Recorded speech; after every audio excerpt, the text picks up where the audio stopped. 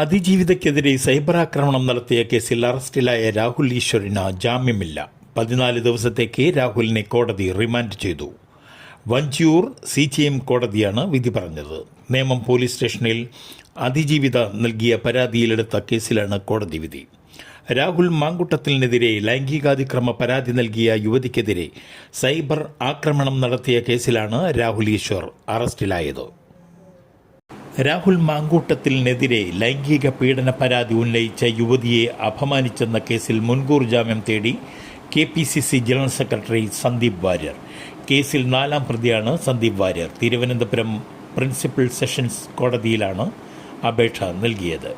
പരാതിക്കാരിയായ യുവതിയുടെ വിവാഹ സമയത്ത് എടുത്ത ആശംസാ പോസ്റ്റ് കുത്തിപ്പൊക്കിയതാണെന്ന് സന്ദീപ് വാര്യർ മുൻകൂർ ജാമ്യാപേക്ഷയിൽ പറഞ്ഞു.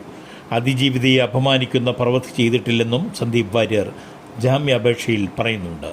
കേസിൽ സന്ദീപ് വാര്യരെ ചോദ്യം ചെയ്യാൻ പ്രത്യേക അന്വേഷണ സംഘം നീക്കം നടത്തുന്നുവെന്ന റിപ്പോർട്ടുകൾക്ക് പിന്നാലെയാണ് മുൻകൂർ ജാമ്യാപേക്ഷ നൽകിയത്. ലൈംഗിക പീഡന കേസുമായി ബന്ധപ്പെട്ട് ഒളിവിലുള്ള MLA രാഹുൽ മാങ്കൂട്ടത്തിൽ പാലക്കാട് വിട്ടത് ഒരു സിനിമാ താരത്തിൻ്റെ കാറിലാണെന്ന് സംശയം ബലപ്പെടുന്നു. കഴിഞ്ഞ വ്യാഴാഴ്ച രാഹുൽ മാങ്കൂട്ടത്തിൽ രക്ഷപ്പെട്ടത് ചുവന്ന പോളോ കാറിലാണെന്ന് നിർണായക വിവരം പോലീസിന് ലഭിച്ചു. ഈ വാഹനം ഒരു സിനിമാ താരത്തിൻ്റേതാണെന്നാണ് സൂചന. ഈ കാർ കേന്ദ്രീകരിച്ചാണ് നിലവിൽ അന്വേഷണം പുരോഗമിക്കുന്നത്. രാഹുലിനെ കണ്ടെത്താനായി അന്വേഷണ സംഘം ഇപ്പോൾ കേരളത്തിന് പുറത്തേക്കും തിരച്ചിൽ വ്യാപിച്ചിരിക്കുകയാണ്. രാഹുൽ മാങ്കൂട്ടത്തിലിൻ്റെ ഒരു പരിപാടിയിൽ ഒരു സിനിമാ താരം പങ്കെടുത്തിരുന്നു. ഇവരുടെ കാറിലാണ് MLA കടന്നു കളഞ്ഞതെന്നാണ് പോലീസിന് ലഭിച്ച വിവരം.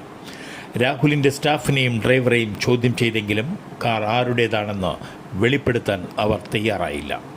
എങ്കിലും ചോദ്യം ചെയ്യലിൽ നിന്ന് ചില നിർണായക വിവരങ്ങൾ പോലീസിന് ലഭിച്ചിട്ടുണ്ട്. രാഹുലുമായി അടുത്ത ബന്ധം പുലർത്തുന്ന സുഹൃത്തുക്കളെക്കുറിച്ചും ഇപ്പോൾ അന്വേഷണം നടത്തുന്നുണ്ട്. ക്ലിഫ് ഹൗസിന് ബോംബ് ഭീഷണി. മുഖ്യമന്ത്രിയുടെ ഓഫീസിലേക്കാണ് ബോംബ് ഭീഷണിയുമായുള്ള ഇമെയിൽ സന്ദേശം എത്തിയത്. പിന്നാലെ ക്ലിഫ് ഹൗസിൽ ബോംബ് സ്ക്വാഡ് പരിശോധന നടത്തി. ഭീഷണി വ്യാജമെന്ന് പോലീസ് സ്ഥിരീകരിച്ചു. കോയമ്പത്തൂരിൽ നിന്നാണ് മെയിൽ വന്നത്. ഇതിനു മുൻപും ഇതേ മെയിൽ ID-യിൽ നിന്ന് ഭീഷണി സന്ദേശം വന്നിട്ടുണ്ടെന്ന് പോലീസ് സ്ഥിരീകരിച്ചിരുന്നു. സംസ്ഥാന സർക്കാർ ഓഫീസുകളിൽ പ്രവൃത്തി ദിനം കുറയ്ക്കുന്നതിൽ യോഗം വിളിച്ചു.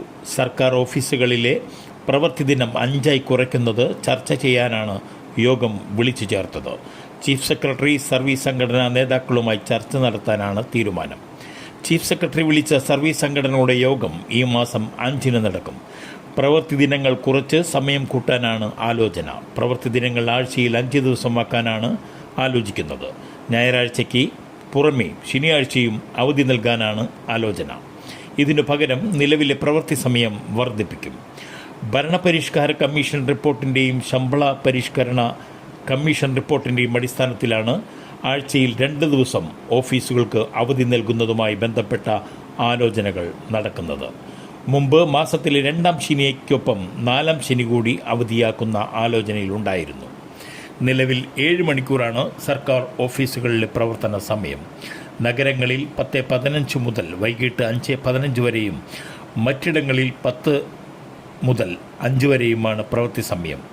ഇത് മാറ്റുകയാണെങ്കിൽ 10:15-ന് തുടങ്ങുന്ന ഓഫീസുകൾ 9:15-നോ 9:30-നോ ആരംഭിക്കുകയും വൈകുന്നേരം 5:30-ന് അല്ലെങ്കിൽ 5:45 വരെയാക്കുകയും വേണ്ടിവരും. പാലപ്പിള്ളിയിൽ പുലിയിറങ്ങി പശുവിനെ കൊന്നു. ഹാരിസൺ മലയാളം എസ്റ്റേറ്റിലാണ് പുലിയുടെ ആക്രമണമുണ്ടായത്. പശുവിൻ്റെ ജഡം പാതി ഭക്ഷിച്ച നിലയിൽ കണ്ടെത്തി.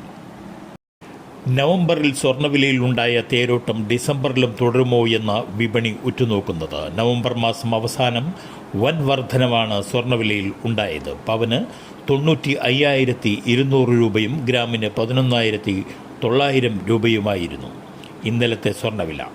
കഴിഞ്ഞ മാസത്തെ ഏറ്റവും കൂടിയ സ്വർണ്ണ വിലയായിരുന്നു ഇത്.